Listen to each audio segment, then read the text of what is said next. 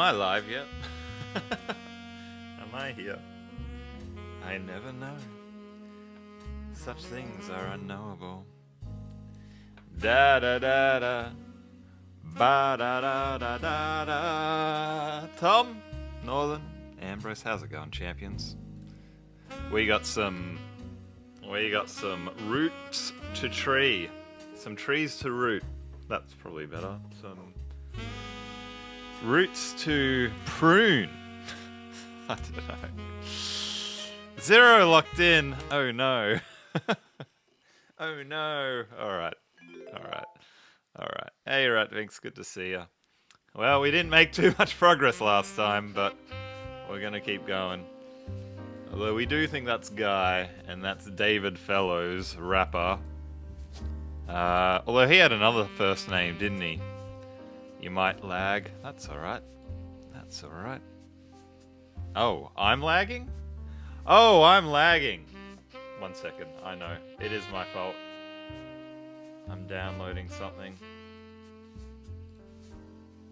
No, I'm not. Am I? Why am I lagging so bad?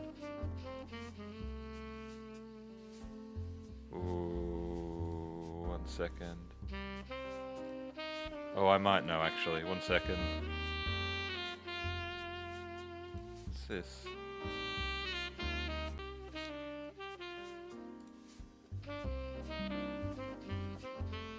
Am I back? Has that sorted things? No, I'm dropping frames still.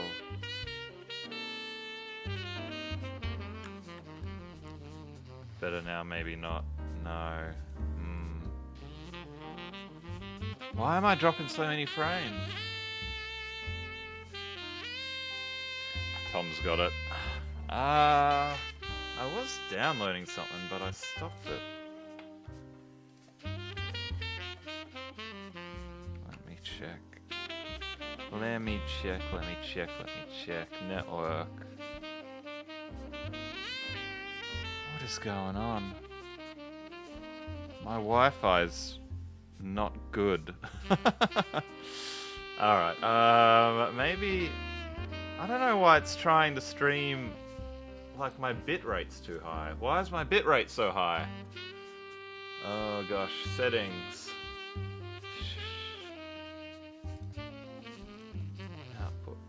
What? It's trying to... I'm gonna lower my bitrate. And then maybe at least it'll be smooth. Oh, the shorts, DT Menace? Lazy. They might be back sometime. Maybe. We'll see. We'll see. Okay. I think that sorted it. The quality might be a little bit less than what you're used to, champions, but... You know. Well... At least I'm not lagging anymore. So that's something. Alright, to the game we go. Let me know if there's problems with the quality or the lag.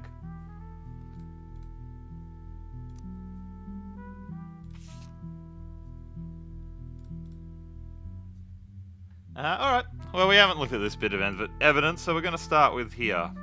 This is the book by Sam Madsen, the person who visited us in the first part of the game. There's 5 clues. Sam's book has a few different passages about her and her own history with the company.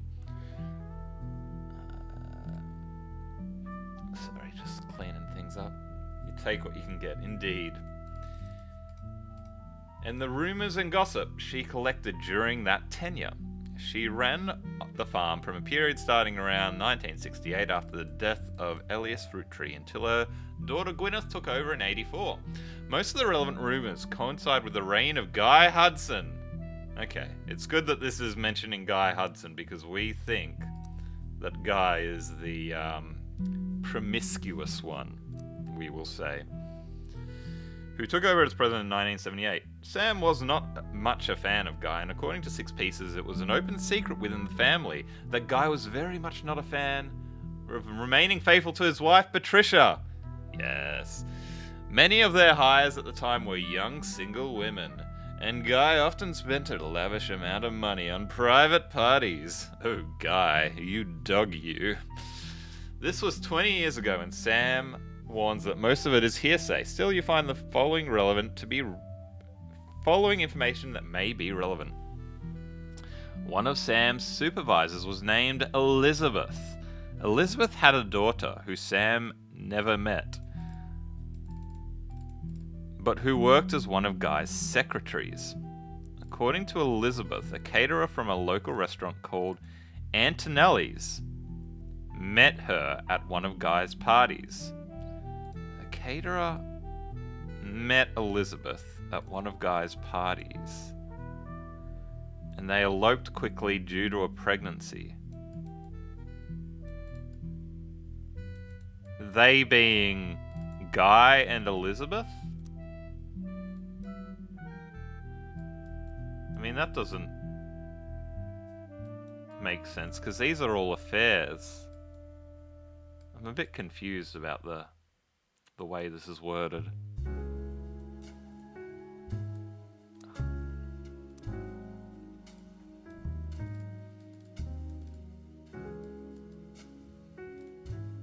Oh, met her daughter.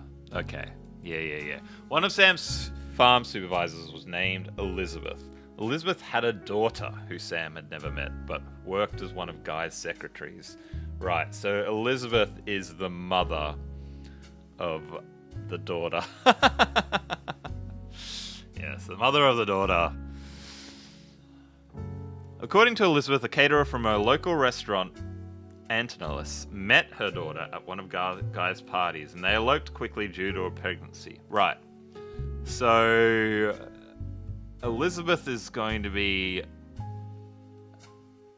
I mean, we might not have Elizabeth on here because the daughter's going to be the one with the affair, but the daughter's married as well, so it might be that one.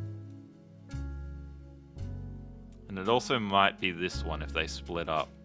It's one of those two, I think. Oh no, well, that one as well. And we need to figure out if the daughter's still with her husband, even though we know it's Guy's daughter. We know that the pregnancy is Guy. Come on, mate. We know. Elizabeth wasn't aware that the party was for swingers. Don't you hate when that happens, chat? When you go to a party, you just trying to go to a nice little party, and then you find out it's a swingers party. It's the worst. How embarrassing. Rumor has it that her daughter showed up with Guy and didn't seem comfortable switching partners. Guy's main positive... actually, let's stop there and look up Antonellis and see if we can find out more about this. Because these other bits are probably going to be very, very different.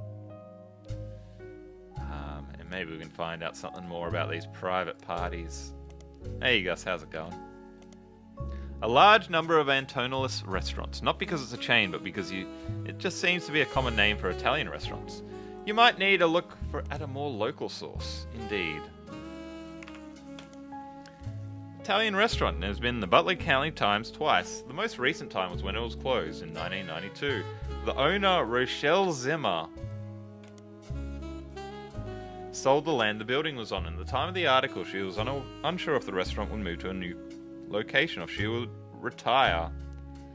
Swing set is the best thing on the playground. If this is a euphemism, Ambrose, then say no more.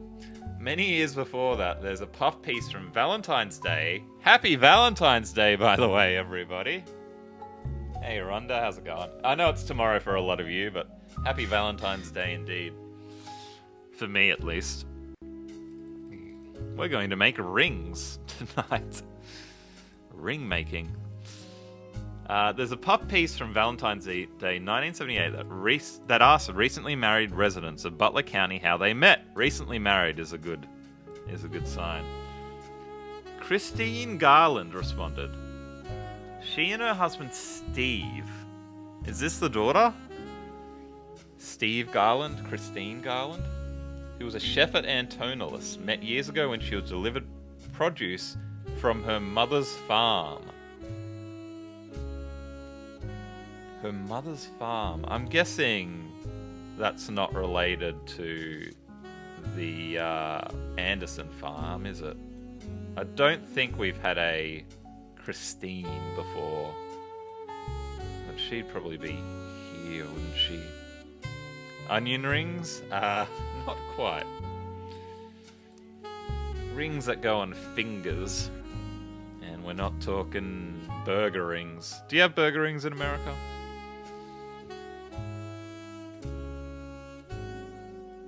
Steve used to work extra hours there just to be there during her deliveries. Although they grew apart when the restaurant switched suppliers, they reconnected by chance and eloped at the end of last year. Now she has a bun in the oven, and they're both working as much as they can. She's a secretary. Yeah, same, this one. But went back to delivering produce on the weekends, trying to save up money to move to Boston and open their own restaurant. Did I say burger rings? Indeed. They're like a, I don't know what they're made of. They're probably made of corn, but they're about this big and they're very tasty. Very tasty. Never heard of a burger ring?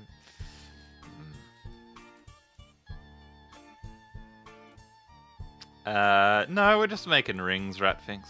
We're just making some rings. It's just like a ring making thing that Sarah wanted to do. So it's a little bit of money, but you sort of see how you do it. She'll be much better at this than me. She does pottery and all sorts of physical things. I'm useless with my hands. Okay. So Christine Garland and Steve Garland. I'm gonna put them in the still married category, but they might be somewhere else.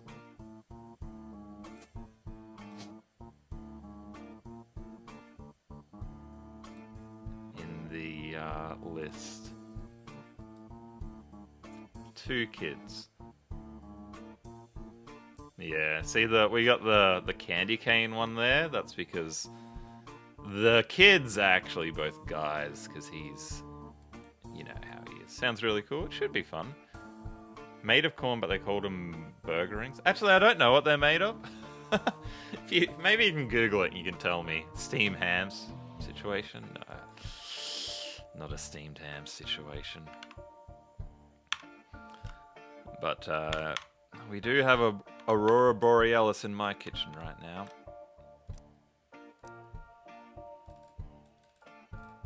So, I don't know how we can go any further with this. Maybe Rochelle Zimmer we can find information about, because she is, owns the building. I don't think Christine Garland's going to come up anywhere.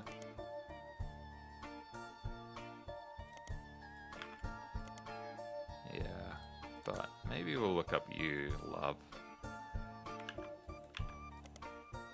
Okay. They're coming up there. I'm just going to check here. Yep. Rochelle Zimmer and her husband Mark Zimmer have come up a few times in Butler County Times. Both were local business owners. Mark owned a local bookstore called Bookmarks. That's funny. They're like crisps. Yes. What do we make the rings out of? I know very little, Rhonda. I'll have to tell you in the next stream. Actually, we're making them... You get a choice out of silver and gold, and we're making them out of silver. But that's about all I know. Mark was also mentioned once in the Butler County Times when he was sued by Steve Garland. Okay. So maybe Bookmarks has something going on. Nothing. We want to look up Bookmarks, and we want to look up Steve Garland.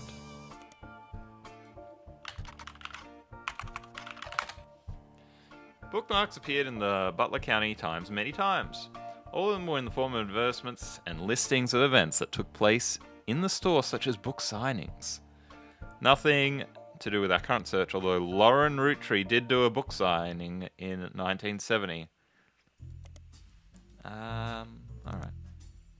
No, it's still the old one. Okay, what else did I just highlight? Steve Garland. Steve's mentioned a couple of articles. Let's just see if he's here at all. No. You post the burger ring product in Discord. Is it a literal burger ring? Corn-based burger-flavored Australian snack food. They're pretty good. They're pretty... I mean, it's just... It's not good for you. It's matter, but they're kind of tasty. This was first an article about how he met his wife, Christine, when he worked at Antonellis.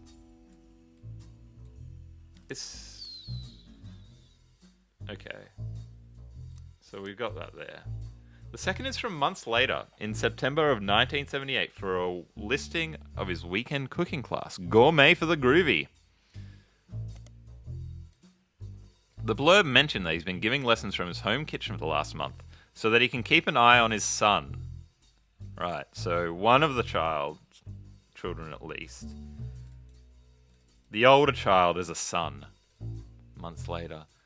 The third was from 1991 and is titled Local Author Sued by Former Butler County Resident.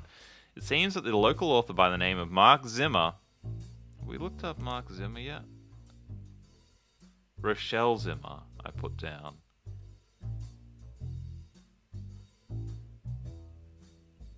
Right. So Rochelle Zimmer was the owner of the land. Interesting. $3,000 burger ring. A ring of massive burgers. A massive ring of burgers. It seems the local author was, by the name of Mark Zimmer was sued by Garland after Garland saw Zimmer promoting his book Kitchen Tales on television. Okay, we can look for that in the public library.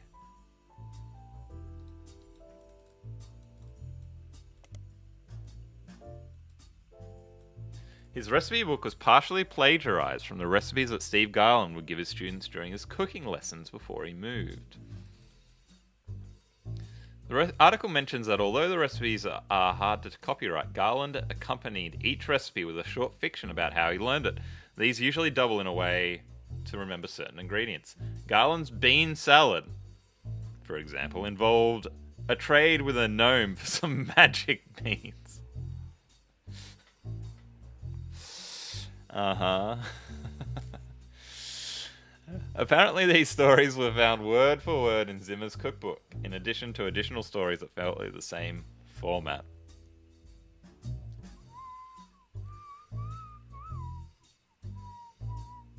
Take a pause and look at it, it's crazy. What am I looking at? The Discord burger ring? Let me open up Discord. And we need to look up Mark Zimmer Kitchen Tales. Oh, that's loading. Discord's updating for me. It'll be a second. Out of print. Re-released as Garnishing the Truth. The entire description of this book, according to the library system, is a recipe book that contains stories.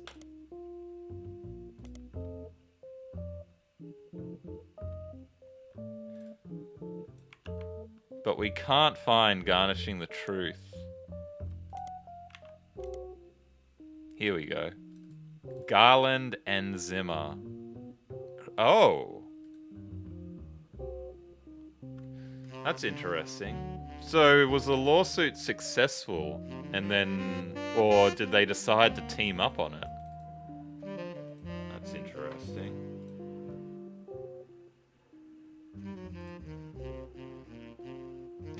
Sorry, I'm looking at the burger ring. I can't show it to your chat, but come on the Discord if you want to see it. It's absolutely vile. Anyway. There have been multiple printings since. I need to stop getting distracted, because I have no idea what's going on in this game. According to a book review, the recipes are accompanied by stories to help the reader remember ingredients. The reviewer says that it seems perfect for learning to cook with the entire family. Alright. So we can't find it under Zimmer. Can we find it under Garland?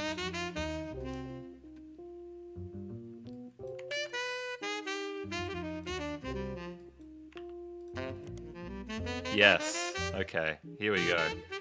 The introduction of this book is a series of acknowledgements from Steve. The first is, Christine, thank you for everything. Your support means the world to me. You are the apple of my pie. That's funny. The second is to James and Robert.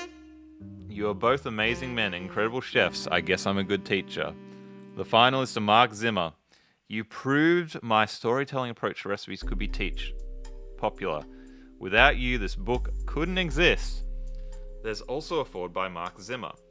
I first met Steve in '78 when he taught a cooking class. The next time I saw him was over a decade later when he was suing me for stealing his recipes.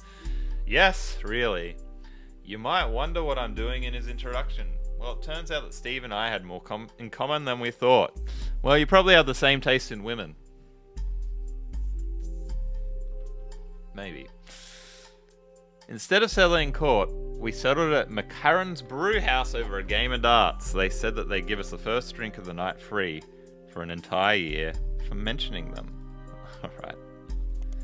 Guess that's something we can search for. By the end of the game, he and I agreed we both were able to make a ton of money together, then spend a ton of money on lawyers. It's pretty rare to meet your best friend so late in life, but when I decided to retire, I moved to Boston so that we could hang out.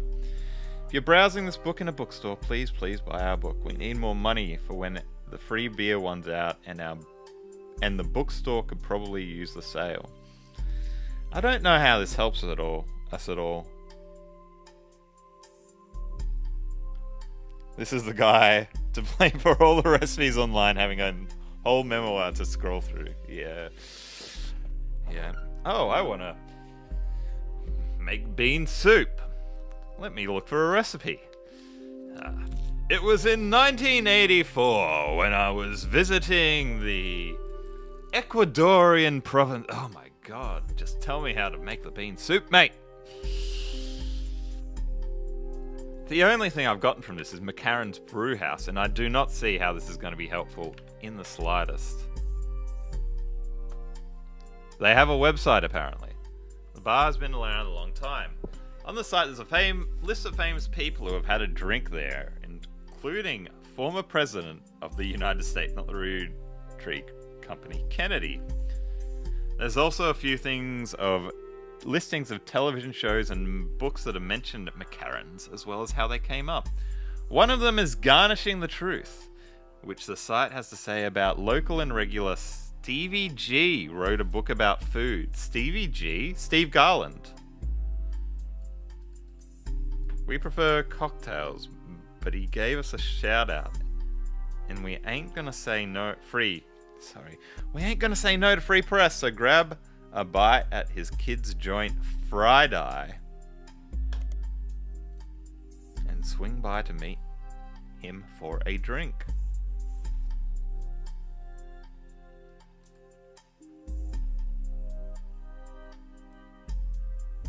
Alright, let's look up this first and then Fried Eye. Okay, so this is a different book to what we just looked up, isn't it? No, it is the same book. Sorry, it is the same book. Alright. Let's look up Fried Eye. So this is the restaurant Stevie ended up opening. Fairly popular restaurant in Boston. We have a lot of Boston references, but I don't think we got a periodical for them. I wonder if there is a periodical for them. They don't have a website, but many locals seem to mention them in various places. One more in-depth review explains that it's not a full restaurant, just a front door and a very small interior with a window. Unusually, the restaurant only serves veggies, but a lot of reviewers say that in spite of that, it's delicious. Back then, it was hard to find a vegetarian restaurant. These days, not very hard. You also find a short story it listed on a website called My Boston Homepage. Whoever runs the page just seems to link to random sites related to Boston, tell personal anecdotes related to Boston, and give their relatively short opinions on all things Boston. It's all very unorganized. It has this to say about Fried Eye. Wicked overrated. I saw it in Chef's Signature Ooh, is that a periodical? So I went and there was a huge line and they didn't have a single meat dish. What's even the point? Alright. Nice, it is a periodical. Why, when I press back, do you not take me back to where I was, mate? Why is the back button completely broken? Alright, I'm gonna look up this very briefly, but I doubt there's anything in here interesting.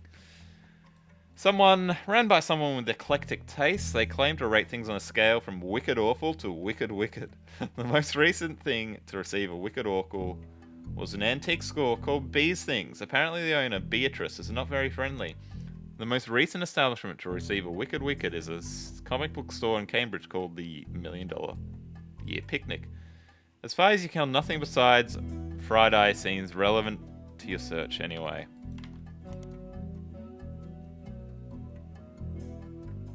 Why am I reading this? It's nonsense. It's nonsense. Comic book store in Massachusetts. If you decide to visit the $1 Million Year Picnic for the first time after playing this game, please tell the owner, Tony, that you heard about the store from the video game The Root Trees Are Dead by Jeremy Johnson. Right, he's plugging his mate's comic book store. Oh, I played Her Story as well. That's an interesting game. It's like you get various videos of this woman being interviewed and answering questions, and you had to search for different words to find different videos of her. It's quite good. I completely got the mystery wrong though. I remember like when I finished the game, I completely misunderstood what was going on.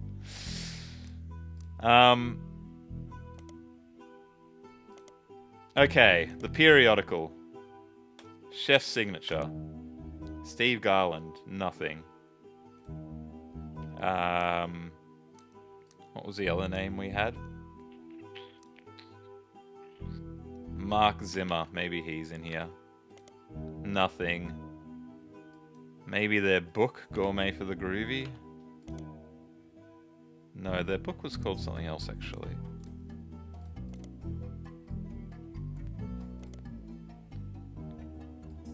Kitchen Tales? Garnishing the Truth. Okay.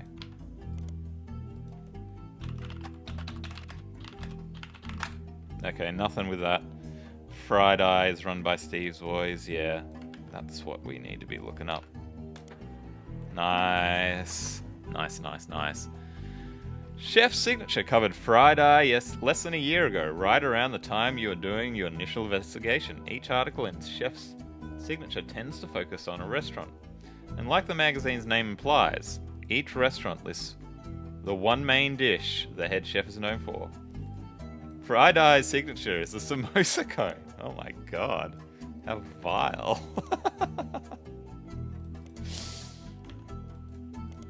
Okay, yeah, that's not made the internet. Ah, this is going to be the two fellas. Right, they both got pictures. They both got pictures. Burger rings. Can a vegetarian diet be trendy? So he looks like he's the cook, because that shirt looks cook-like. So I wonder if they both got relationships somewhere with the Root Trees. Hey, Queen Giggle, how's it going? Chef's Signature, a nationally published magazine targeted towards fans of unusual restaurants, featured James and Robert Garland. Oh. James and Robert Garland. Right, this is the kids. Yeah, they're running the store. They don't look like brothers, different dads. I think they look similar. And I think both of their dads, I'm going to say, is Gus. Guy, sorry. Still not 100% sure if we're here, though, or if we're here. Final Affair. The only difference is that this one has final affair and the couple has broken up, split up in this one. But I'm going to say we're here. Especially because this is coming quite early in the Six Pieces book. I'd expect that to be at least somewhat related to the period of these things happening. I don't know which one's older.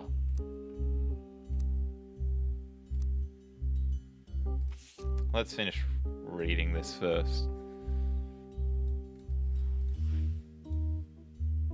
A play on tie-dye for Friday as a serviceware that serves exclusively vegetarian. Most of their offerings are heavily inspired by the powerful spices found in Thai and Indian food. Their signature dish is the samosa cone, which from a distance resembles a traditional ice cream, completed with a waffle pattern. Instead, it contains fried potatoes, pureed peas, carrots, and a special ginger-based sauce. I'm coming around to the samosa cone. I don't know about you. We also need their mum's birth name. Yeah. I think so. Right, I've got Garland there. That's a good point. I didn't think of that. Robert, who's 3 years younger than James. Nice. Robert Garland. And then we got Jimmy over here. And they're both cooks.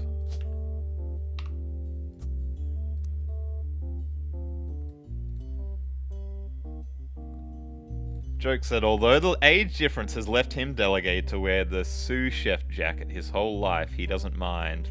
Okay, so that's the younger one. There, Robert. Please lock something in for me, champion. Lock something in. No.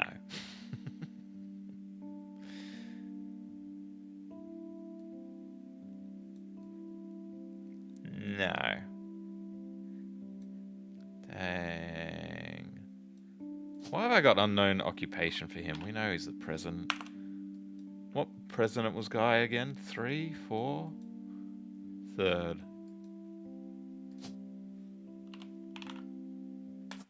Yes! Okay. Lock it in.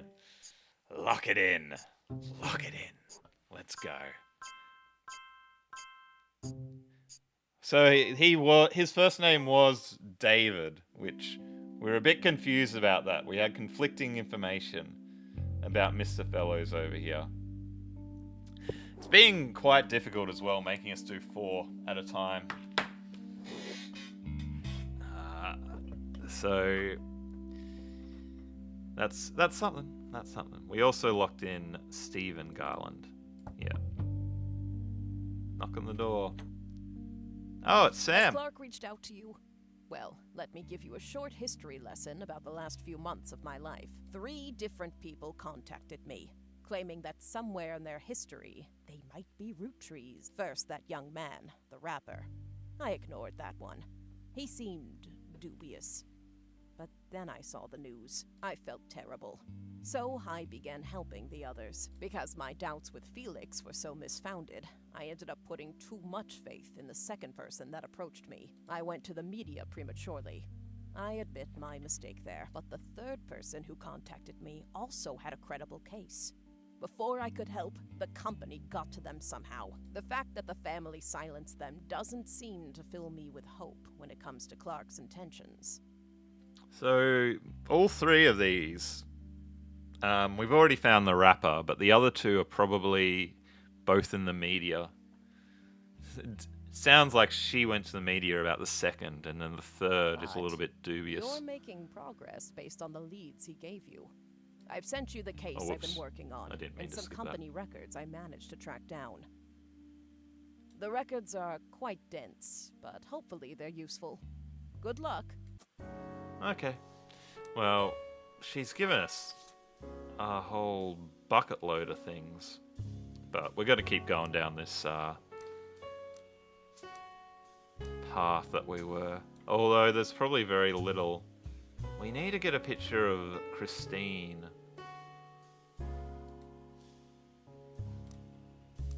I didn't finish reading that article. Maybe there's something about Christine in there.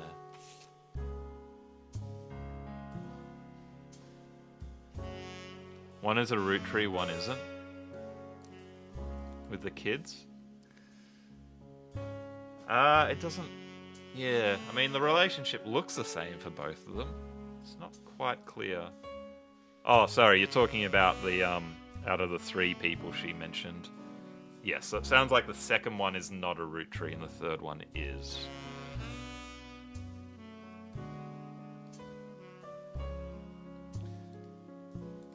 James credits his love for food and culinary skills to their upbringing. Most kids hate vegetables growing up, but they don't have parents like we did. My father was a chef. Alright, let's put that in. Oh no, we can't. My mother grew up on a farm that supplied his restaurant. So, Mum's probably a farmer. Because it did talk about her working on the farm. That's how they met. I don't have any memories from the farm or anything like that since we moved here before I could even talk. But they told me stories. My dad's a great storyteller. He even wrote a book that partially helped fund Friday. When we moved, they were looking to open their own restaurant together. Unfortunately, they never got off the ground. Excuse me. His line cook gig ended up being less temporary than he'd hoped, and she had to go back to work as a secretary even after Robert was born. That's right, secretary. Before we were old enough to go to school, we spent our days with my aunt. With your aunt? Who is your aunt, matey? In the diner where he worked, my dad had no room for experimenting, so he'd exercise his skills at home on his day off. We'd always go shopping and cook as a family on those days, and even though we were hyper kids running around and causing a ruckus, those were some of our family's favourite memories since we were all together. Mum always had the eye for the best vegetables for him to work with, and she did her best to pass that on to us. According to the article, their parents, who are now retired, visit Friday often. They often have the signature dessert, the Sistine apple. Nice.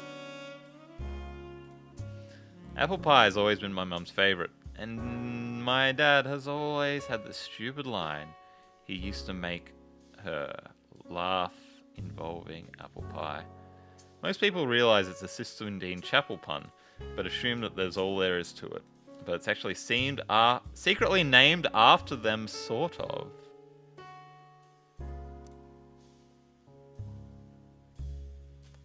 Oh, because her name's Christine?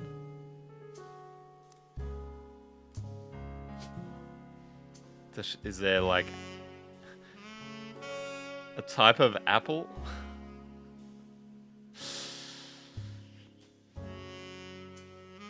I don't think so. Jerry Seinfeld's show was in the Big Apple? I don't think so. A clementine is a type of fruit? I don't think so.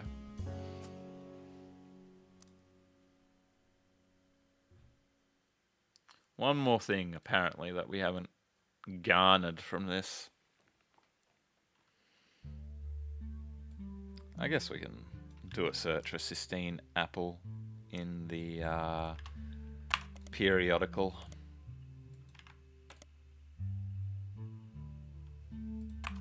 Just coming up with the same article, unfortunately. Oh, was there a Smith? Granny Smith? Ooh.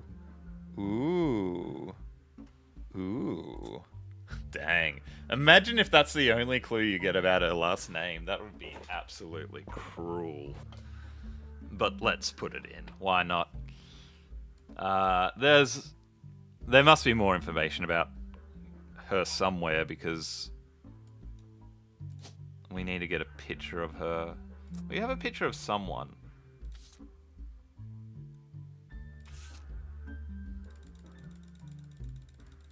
Oh, Joanna. Right, Joanna did not lock in. Something's off with Joanna. We had her in retail.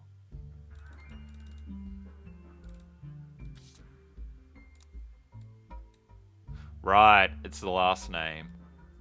Again, because we need to have maiden names of Joanna. That's what's gone wrong with her. Let's see if we can... I'm just trying to think of what direction to go in. Should we keep looking for Christine or should we go back to Joanna? It's always hard because you never know, you know, whenever we hit the number and we get a visit, we might not have the picture until that visit happens. So you don't want to spend too much time going down cul-de-sacs.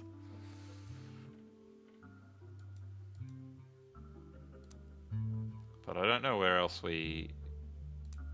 Secretary for Joanna? No, that was Christine.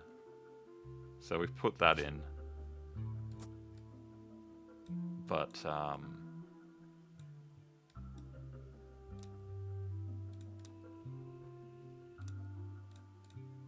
don't think there's...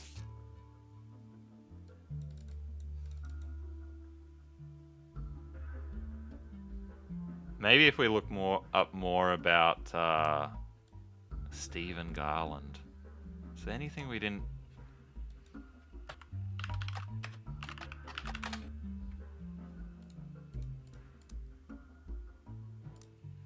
He doesn't appear in Chef's signature.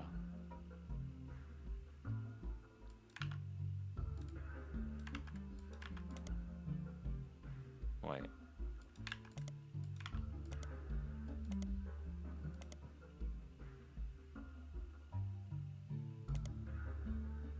Oh, Steve Garland, not Steven.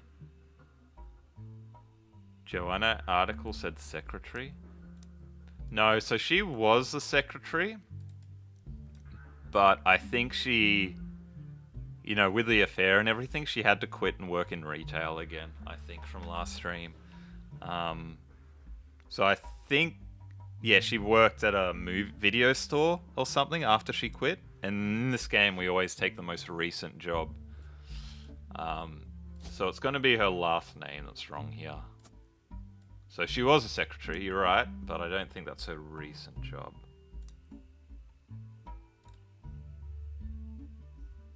You are the apple of my pie, he says. Dang.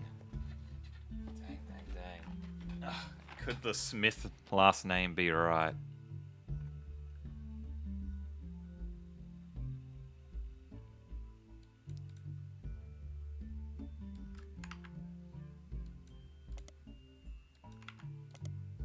Nothing in...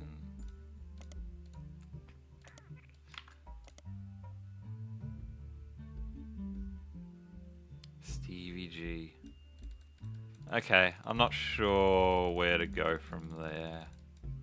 Unless they want us to look up former President Kennedy.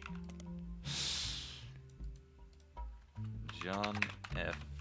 Kennedy. Wow. Okay, alright. Let's move on. We can always come back.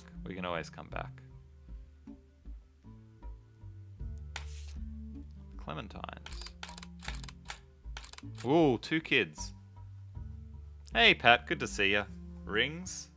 We're talking about burger rings, which is a popular corn-based Australian snack. And then on the Discord, Ambrose found some vile thing that he posted. This photo was given to you by Sam Madsen. A woman named Regina Clementine came to her and claimed that her husband has confessed that he thinks he's a Roottreemania. The details of the case can be found in your evidence. Stuart is the older boy wearing a vest. The woman in the photo is Mary Beth Clementine, a singer who may have had an affair with Miracle Roottreemania. Right. So that's going to be in this one, or this one. The dates are very different.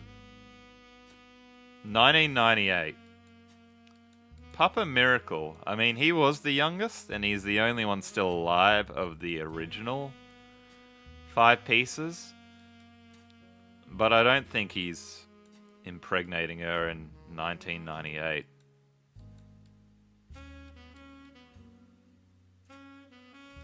Let's let's just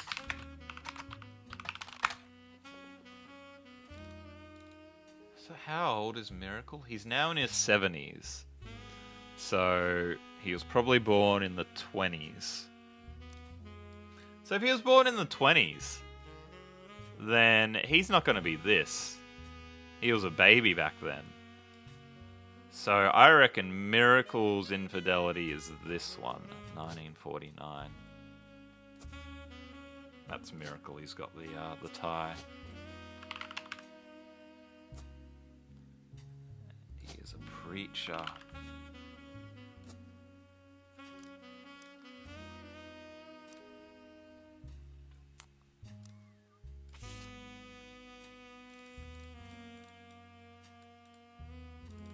The husband thinks he's a root tree. So does that align? If the husband's a root tree, he's probably there, and then the 2 kids are probably there. I don't see where else it would fit.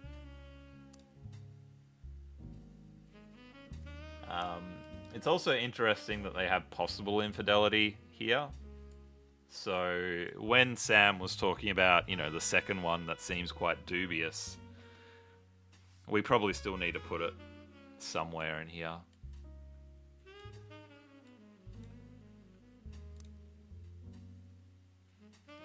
Gina Clementine. So this is probably going to be Regina here. And then... Although...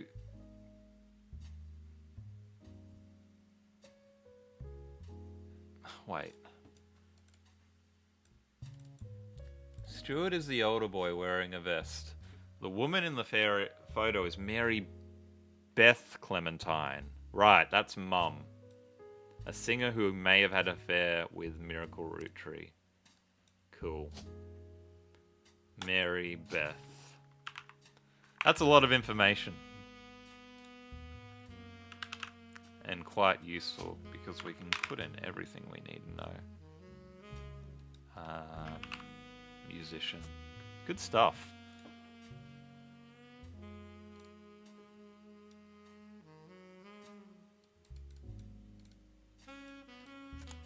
Sorry, I'm just making sure that we put this in right. The photo was given to you by Sam. A woman named Regina Clementine claimed that her husband has confessed that he thinks he's a root tree. So the husband is probably going to be one of the kids there, isn't it? And then that's going to be...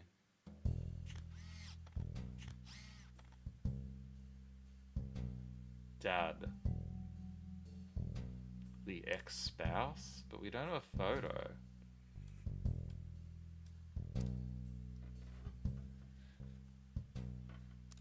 We know Stuart is the older boy.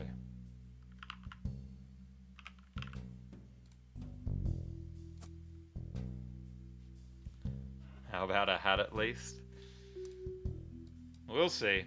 We'll see.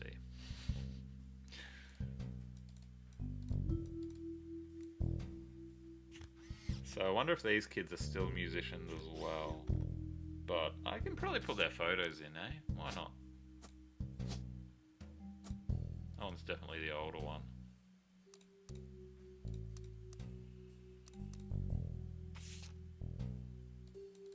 Not sure there's anything else I can put in at the moment. Don't know who this fella is.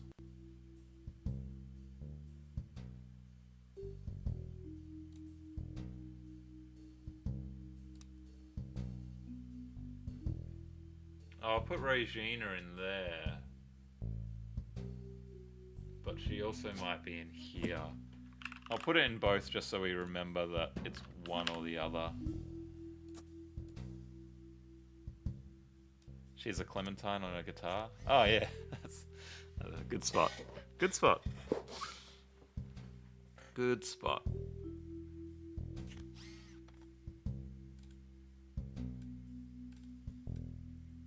Okay, maybe we can find something about Mary Beth online as she's a singer, or in the music periodicals.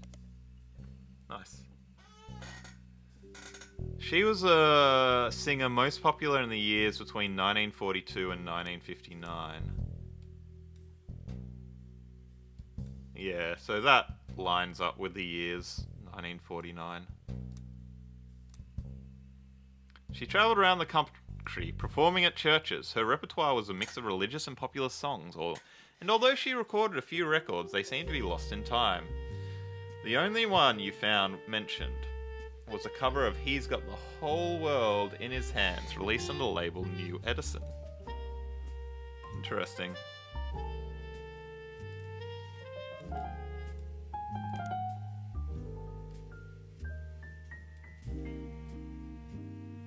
I don't think we're going to find much about He's got the whole world in his hands.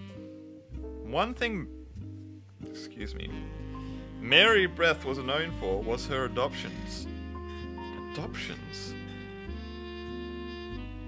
She's listed on many sites that mention adoption and the history of adoption. She adopted 2 children in the late 1940s, Stuart and Mark. Nice.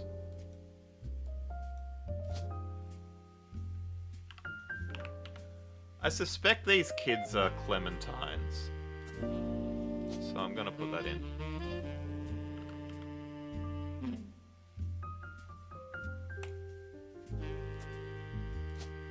I guess we can put them in as musicians now, because that might be right.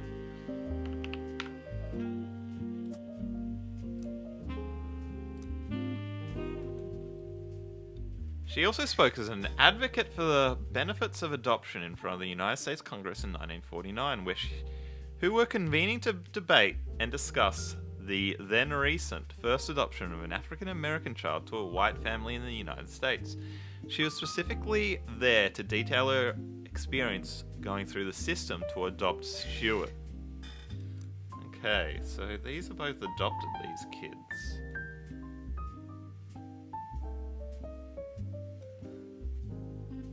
I'm a bit confused.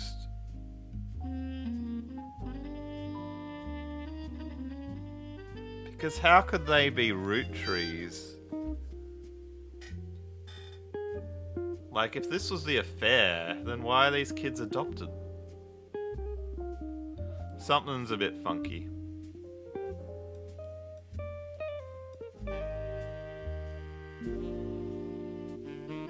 Something's a bit funky.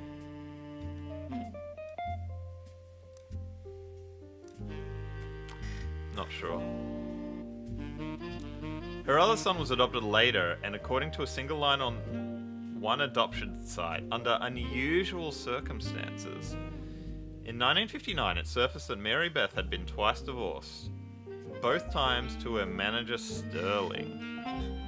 Sterling. Do we have anything that looks like twice divorced? I don't think so. Keep reading, the answer is always keep reading.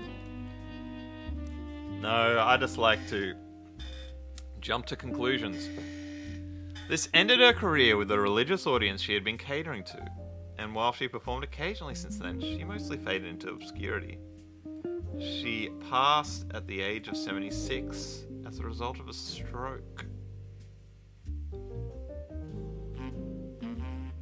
Yeah, I wonder what unusual circumstances is about.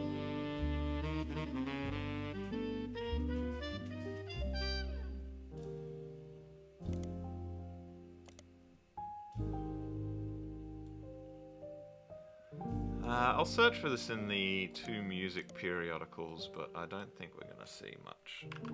Anything useful. Oh no, we only have 1 music. It's 2 like movie periodicals we have. New Edison. That's the one. It's important. Small record-based label, small record label based in Los Angeles that existed for a few years in the 40s. It raced to release cover records of songs that were gaining in popularity. According to a website about the history of recorded sound, it was named after its founder, Sterling Edison. But he's somewhere. He's going to be on the board somewhere. Its biggest claim to fame is being sued by the estate of Thomas Edison in Edison Records versus Edsel. He's sued by Thomas Edison? You also find a few references to New Edison and Mary Beth Clementine, hello, on sites about old records. One collector says that the Holy Grail is a re-release of the old rugged cross, and says that the first edition was originally published before she legally changed her name. Right, so she is not a Clementine then. Oh, this is probably the... Oh.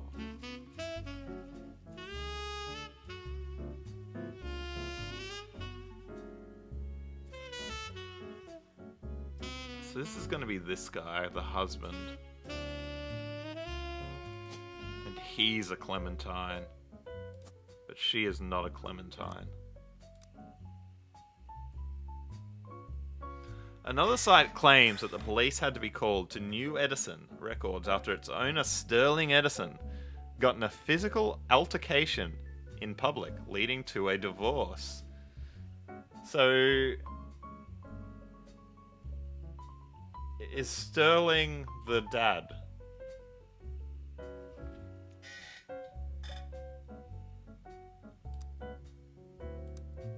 But why would he be an Edison?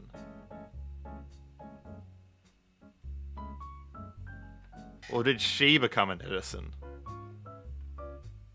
Because I thought her husband was a Clementine. There are no cited sources or evidence, and the site's content seems user-submitted. There's an email address at the bottom, and the phrase, "Send me your stories about old Hollywood," and I'll add them to the page. She said she divorced Sterling twice, so it's Sterling Edison. Right, so she is a Clementine then?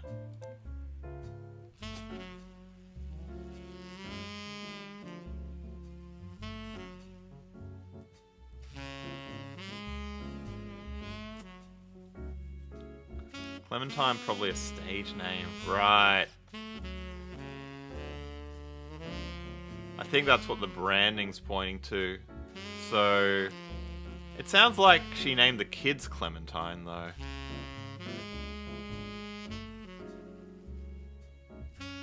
Oh, I don't know. It's so confusing. Alright, we need to find more about Sterling. Let's search Thomas Edison. Nothing.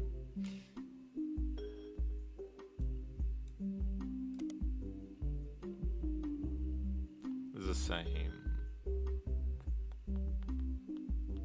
Based in Los Angeles. We don't have any periodicals for Los Angeles. We need to look up the record and find her other name. Indeed.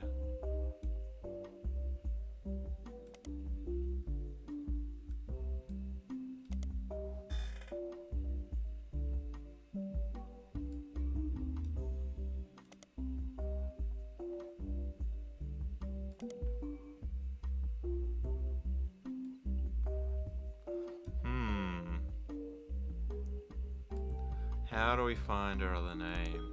It sounds like we need her other name to find the other record.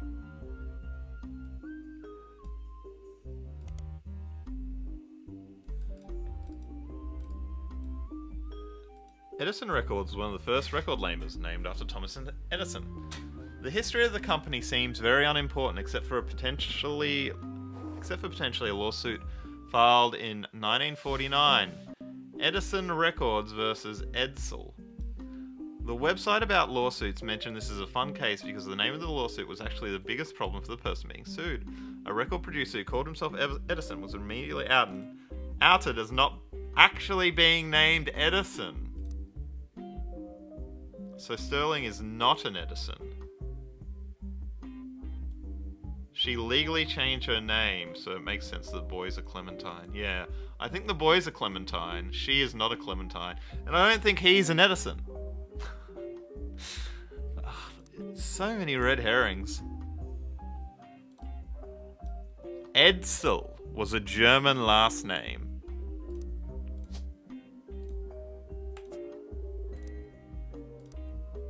And at the time of founding the company, the US was at war with Germany. The company's founder immediately settled to try and get the case to go away, but the damage was done.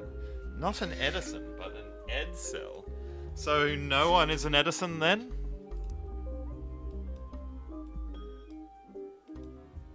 They might be Edsels though.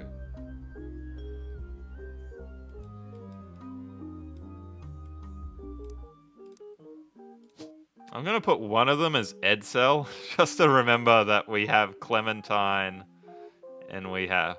This is all wrong. This is all nonsense, but we're just putting that in there to remember that something might be going on.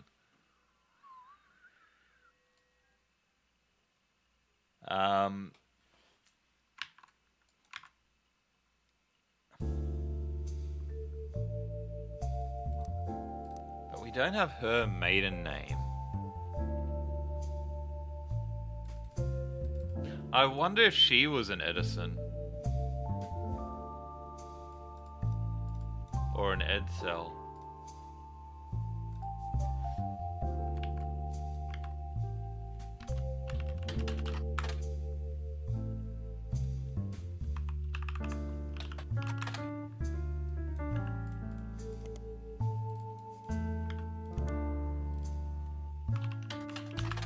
No. I'm guessing, yeah. I was thinking that it said legally change her name, but it didn't define it as being her very first name.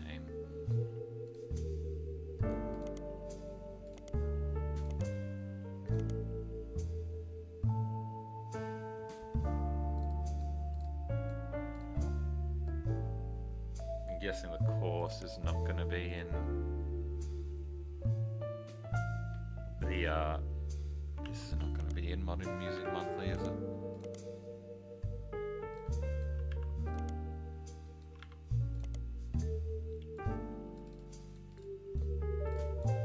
Nothing relevant.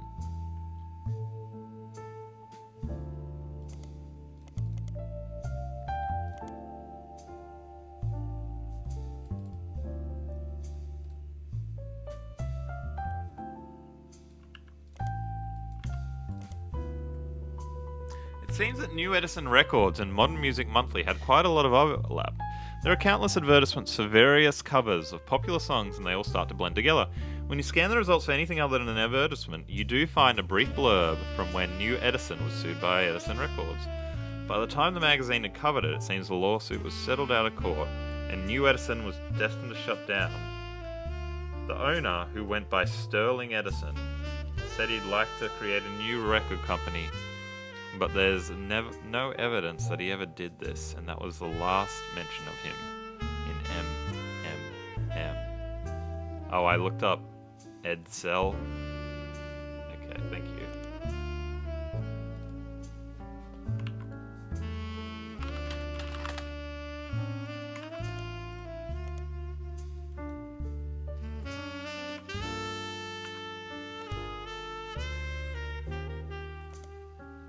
Yeah, nothing.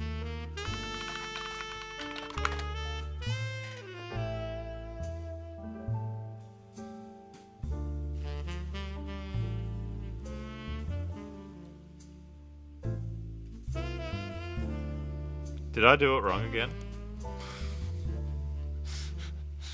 Did I do it wrong again?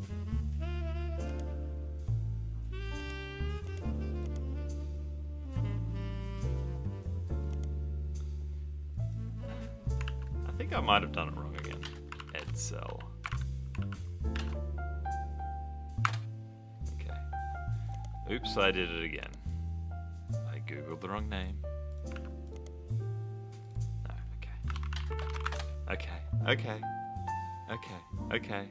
okay. Don't worry, it's fine. I'm just trolling you, chat. I'm just a little trolly-woly, little bit of joke. Can't be that incompetent. Okay.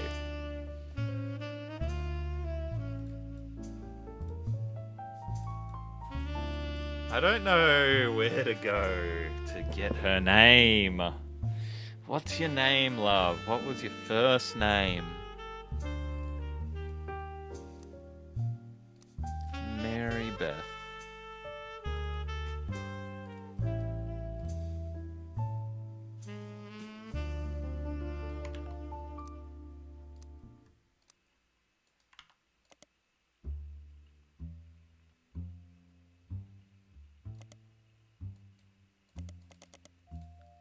I don't know where to go with that.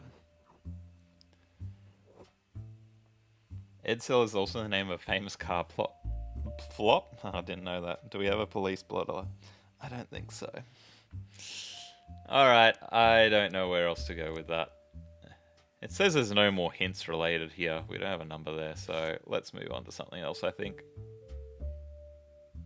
Oh, Regina Clementine email. That's good. Because we are looking into the Clementines at the moment.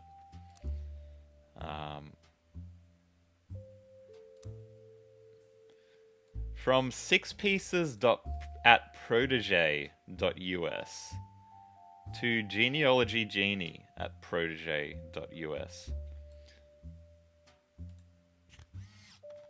This is all the information I have about Regina Clementine, nee Salazar. Oh, nice.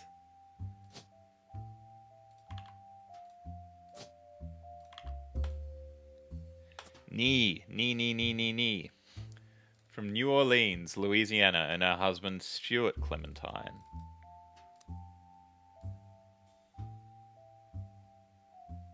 Right, okay, so she's there. That's good. We're pretty happy with this one, except we don't really know about musician yet. We can't say for sure.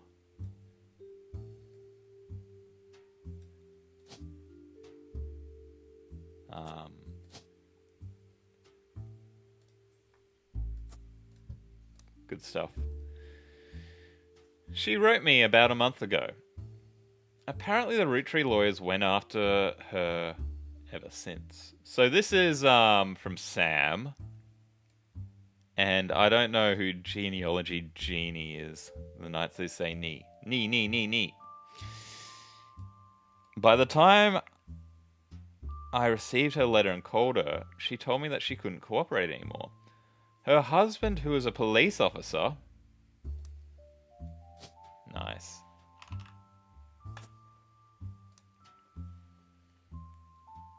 And never knew his father, told her he thought he might be a Roottree. But he's estranged from his family and didn't want to pursue it because he had no proof.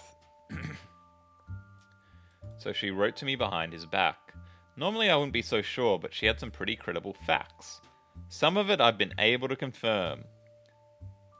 Stuart's mother was named Mary Beth Clementine. Well, you know all this. We know all this. Oh, this is to us. We're Genealogy Genie. It was us all along.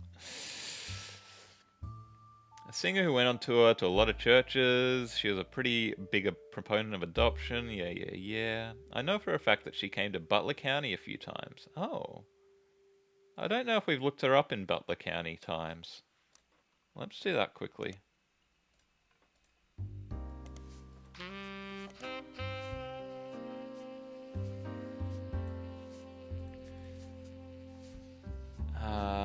I'll finish reading this and then we'll go back to that, I guess. I remember her from when I was younger, and Regina said that Stuart told her that they always seemed to spend a lot of time at the Miracle Church.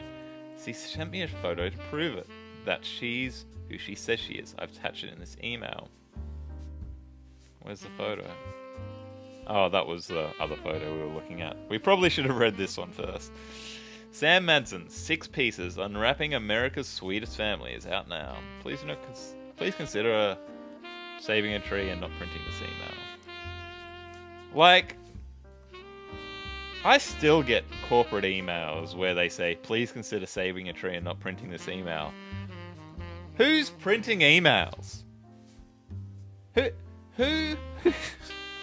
Even 20 years ago, who was printing emails? Oh, every email I get, send it to the printer. I don't understand. Alright. Mary Beth Clementine came to Butler County a few times. She played religious hymns at Miracles Church. She's mentioned 2 times, though the first visit from 1949 was significantly more substantial. Miracle Congregation welcomes Mary Beth Clementine with open arms. We weren't supposed to print it, indeed.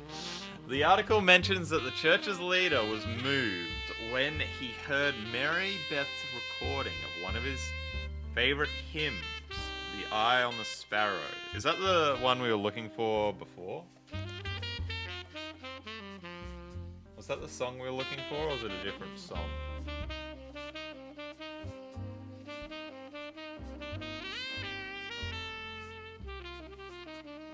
Can't remember. We wanted Old Rugged Cross, right?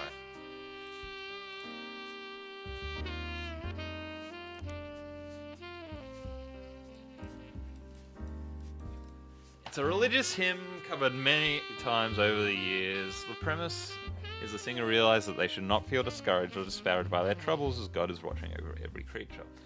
If God can watch over and love something as small as a sparrow, then the singer knows that God is also there to watch over them.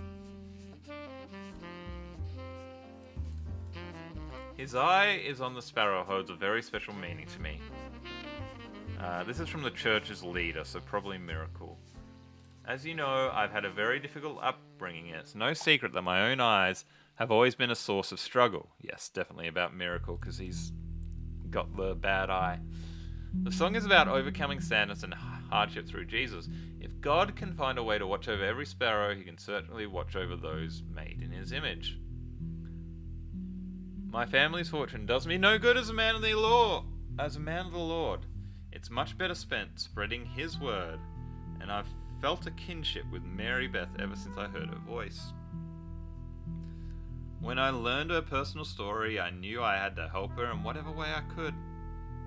The Bible is full of adoptions, from Moses to Esther. Spending your life taking care of those helpless to help themselves is incredibly notable. She and her son are welcome to stay in our guest home. The second visit was a few years later in 1953. The article mentions that her first visit was a massive success, and at the instance of Miracle's congregation, she's returned for an encore performance. It also mentions that the unusual circumstances of her second son's adoption have prevented her from touring recently. But doesn't clarify. I don't know what we can get out of any of this, but the adoption thing is still weird. And again, the unusual circumstances. Nothing was found about unusual circumstances. She adopted her own son. I think that's probably right. Maybe she gave him up. Miracle fathered them? Yeah. Oh, yeah. Or maybe she's adopting Miracle's children for some reason. Child. And she was not the mother? Don't know. Just like in Hail Caesar. Still don't get Mary Beth's first voice.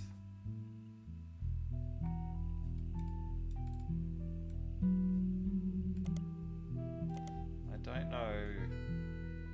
Sorry, not her first voice, her maiden name, her birth name.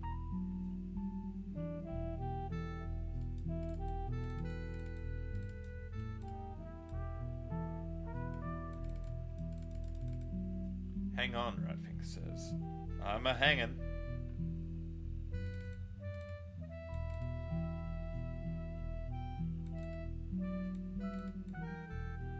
I don't know what we can get from this.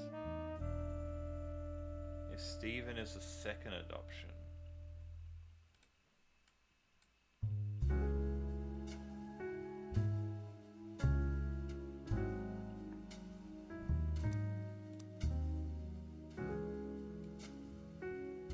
We have Stuart and Mark. Where's Stephen?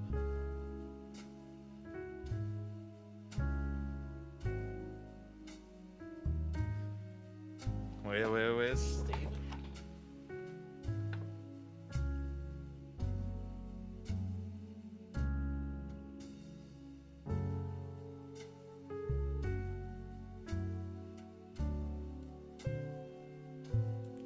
Names.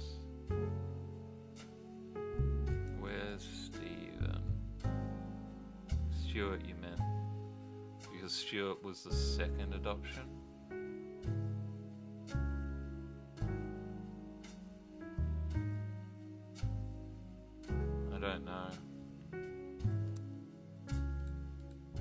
I think this is just based on age, and this kid's just definitely older than this one. I mean, if he's adopted, then it could have come into the family later. But I think that's probably right.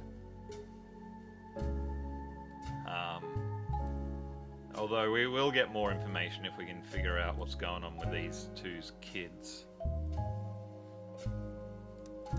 Let's see if we can find anything on Mark Edsel or Mark Clementine.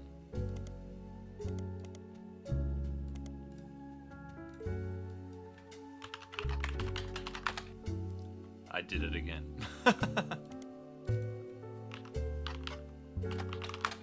Okay, nothing in modern music. Hello! Hello, hello, hello. Crocodile Clementine, hello. Hello, crocodile. So these are clementines. That's a good find. That's shooting in the dark and finding something there. Do we know he's the older? We don't. But the fact that, I mean, he looks older. Well, the picture looks older, and we do know. I thought we did know he was older. It said that he was the first. Oh, I'm a bit confused about all of that. One of the pages said he was older. Yeah, no, the picture said he was older. Stuart is the older boy wearing a vest. So this picture is definitely Stuart. And he's definitely older. So he must be on that side. Getting choppy. I'm not dropping frames at the moment. So, I don't know, sorry. How's the stream quality? Like, is it a little bit, like, low quality? I assume it's okay because of the way the game... There's not a lot of motion in the game, so having a low bitrate, I'm hoping, is not too much of a problem. Crocodile Clementine was listed on a website called the Infamy List. Okay, well, mate, you ain't a musician. You are a criminal. Oh, we don't have criminal. Jailbird? On the lam? Is that a job? Huh. Okay, I should probably keep reading. You're always low quality, as am I.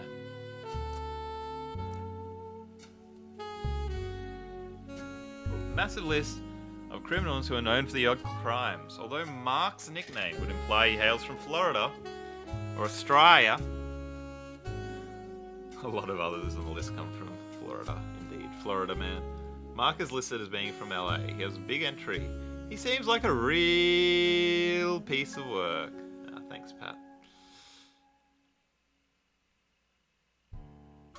There's a very small note about him being the baby basket of 1950s. This is about his adoption, I'm guessing. but most everything else comes from his adulthood. He lost his job in 1975 as a pilot. Alright, probably a pilot. So we think we've got 1, 2... We don't know her last name. We need to get 4.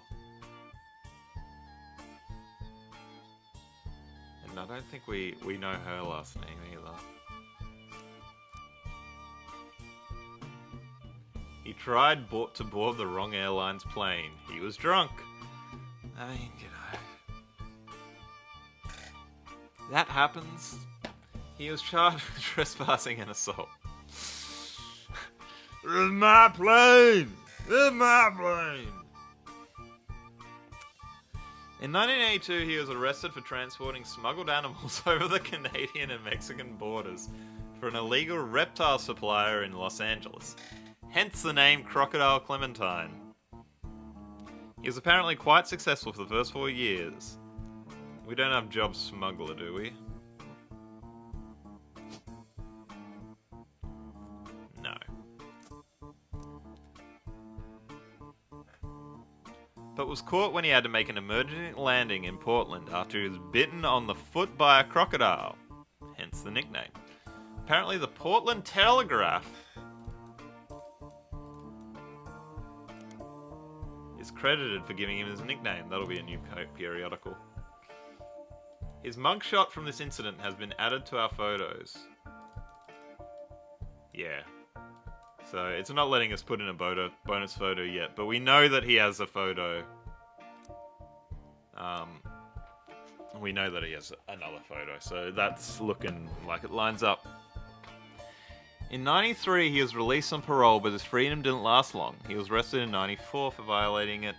In an attempt to visit his daughter's graduation, he famously punched a principal a man named Billy Sims. This incident received national press. Okay, we gotta find out more about this incident, but I'm guessing that there's a thing going on there. Alright. Okay, first we're gonna get Portland Telegraph and look him up in there. Oh, we also need to look at Baby the Basket. We got a lot of things to look up. There we go. Periodical added. We need to look up Mark or Crocodile in Portland Telegraph. Okay, 1 second. I gotta use the boys' room. Don't let me forget all of these things that we now know, I guess.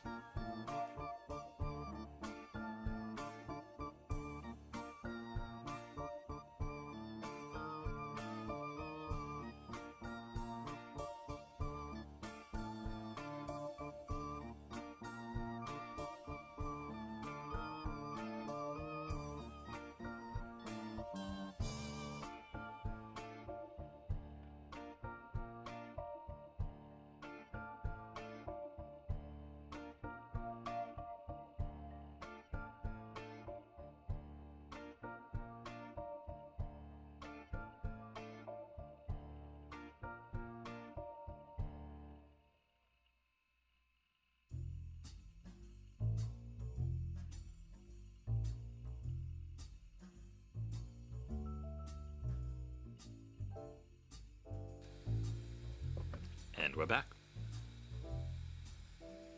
Alright, let's start with Basket of Baby.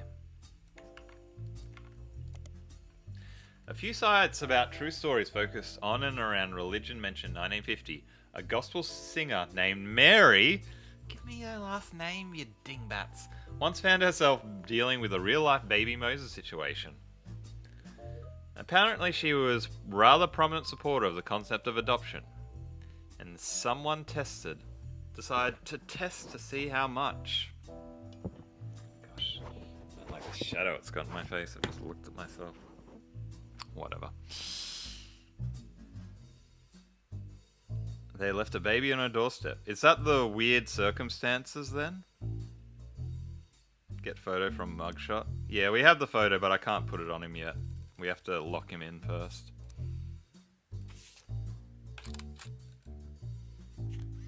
Good looking fella. He went blonde apparently. That's weird.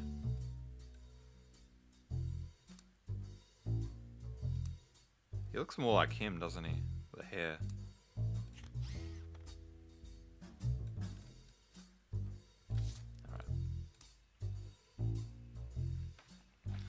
According to the site, she adopted him without question and raised him as her own son. Although it wasn't national news, in many circles he became known as the basket baby, and he even went on tour with her as he grew up. None of the websites state who the woman or baby were, likely to prevent people from looking into either of the people too closely. From context, you know that it's Mary Beth Clementine, who would be later shunned due to her personal life, and her son Mark, who would later be known as Crocodile Clementine. It's giving us like an alternative name for this.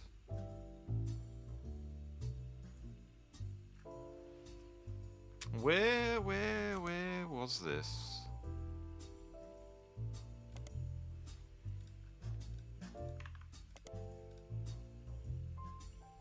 Just gonna check Portland as well. No. Don't think we have anything for LA, which I think this is probably where it happened. Alright. Billy Sims as well.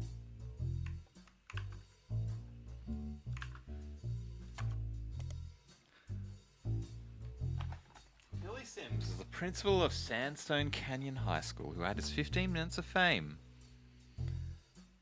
in 1994 when he was punched by Crocodile Clementine at a graduation ceremony. Pretty much every news organization from Trustworthy to tabloids seemed to have their own take on the altercation.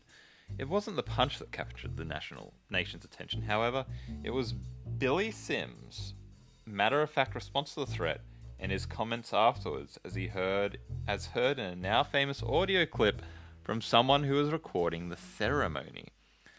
Billy saw Mark hop onto the graduation stage and said, "Sir, you'll want to sit down or we'll have a problem." At that point, Crocodile reportedly sucker punched him in the face. Billy, apparently only slightly dazed, said, "Alright, sir, I guess we'll have a problem." Clementine tried to throw another punch, but Sims anticipated it and performed a maneuver that spectators described as a wrestling move mixed with a backward somersault, which immediately brought both men to the floor, with Sims straddling Clementine, keeping him neutralized. As security arrived, the recording captured someone asking, "How did you do that?" And Sims' response was famously, "Trust me, I'm as surprised as anyone."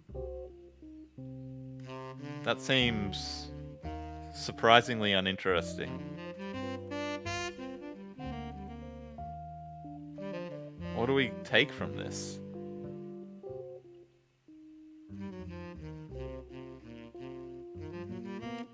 Hilarious. Yes, it is funny. But what do I take? Sandstone Canyon High. I guess we're not going to find him. Oh, here we go. We do find him in Portland. Viral video for sure, indeed. Had an article longer than most about the incident, mostly because the assaulter had appeared in the paper before. Yeah, we still need to look up Crocodile in the paper. Because of the somewhat comedic sensationalism of the invention in question, and because their readers were already familiar with Mark,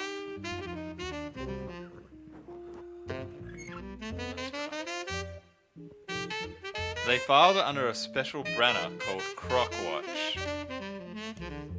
Oh wow, that is that is a thing. Okay, let's finish reading this first. It mentions that our good friend Croc Clementine was actually in attendance at the high school graduation because his daughter was walking the stage. Right, she is here somewhere. So that aligns that Mark's the one with kids.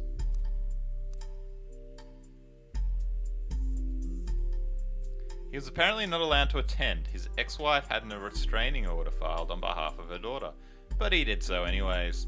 It is unknown to the school staff, including Sims at the time, who he was, but a security card recognized him, and that's when the trouble started. Clementine was approached was approaching the side of the stage to avoid the guard when an exchange between him and Sims took place. The article finishes facetiously, asking what will Croc get up to next. Stay tuned more for Croc Watch. Unfortunately for your investigation, as far as you can tell, there were no more instances of Croc Watch.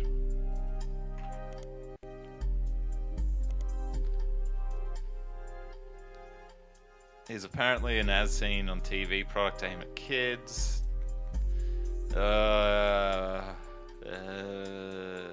Nothing interesting. Definitely unrelated to our search. Must have taken a long time indeed. I wonder if this was like I think if this was an early release game first, so that they added more and more and more as people said, hey, I searched for this thing, something should have come up.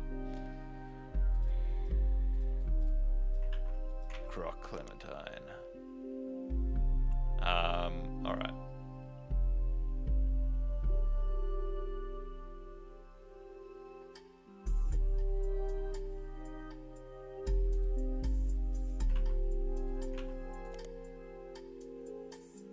The Portland Telegraph was the one that provided the nickname Crocodile Clementine, and has some details about Crocodile Clementine's first major arrest.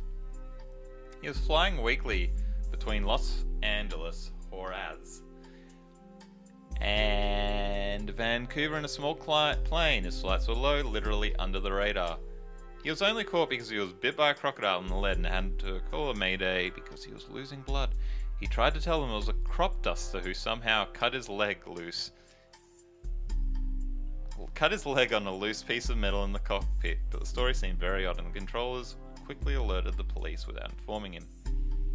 When he landed, he was quickly arrested. Dang.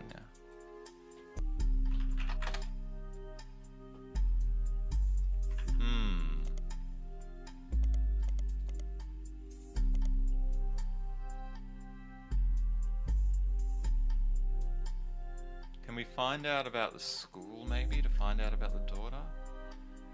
He was bitten by a radioactive crocodile and became that one Batman villain. Yes. What was the Batman villain called? Crocker something? I don't know. I felt like we had so many ways to go. And yet, nothing.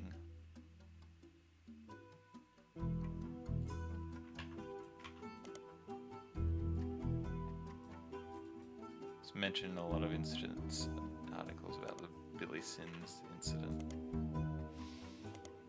Killer Croc. Wow, they really worked hard to come up with that name. There was a few all-nighters that went into Killer Croc.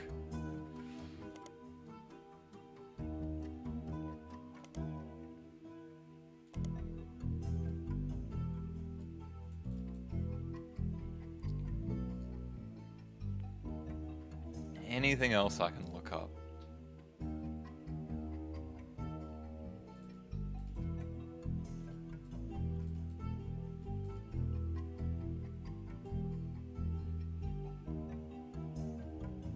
I don't think so.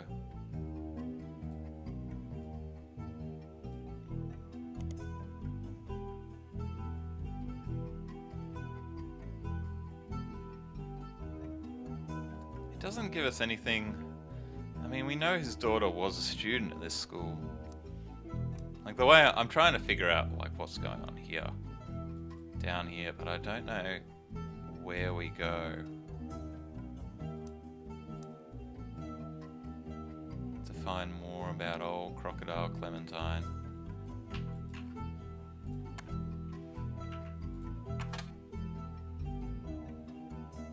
The infamy list?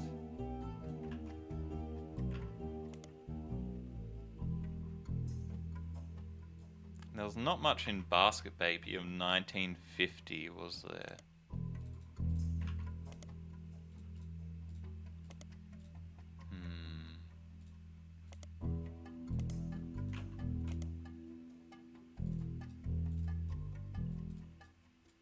Left a baby in the doorstep.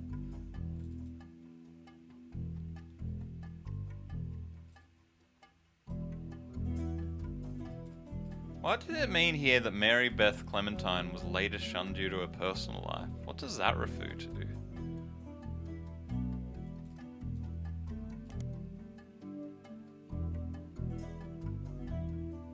Because she divorced twice to her manager Sterling? Is that why she was shunned?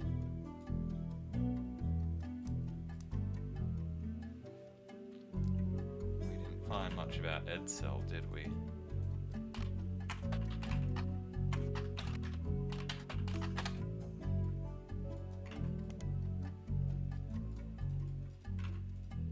Don't think he was in one mute. Whatever he got up to after he was sued by Edison Records, he was no longer newsworthy.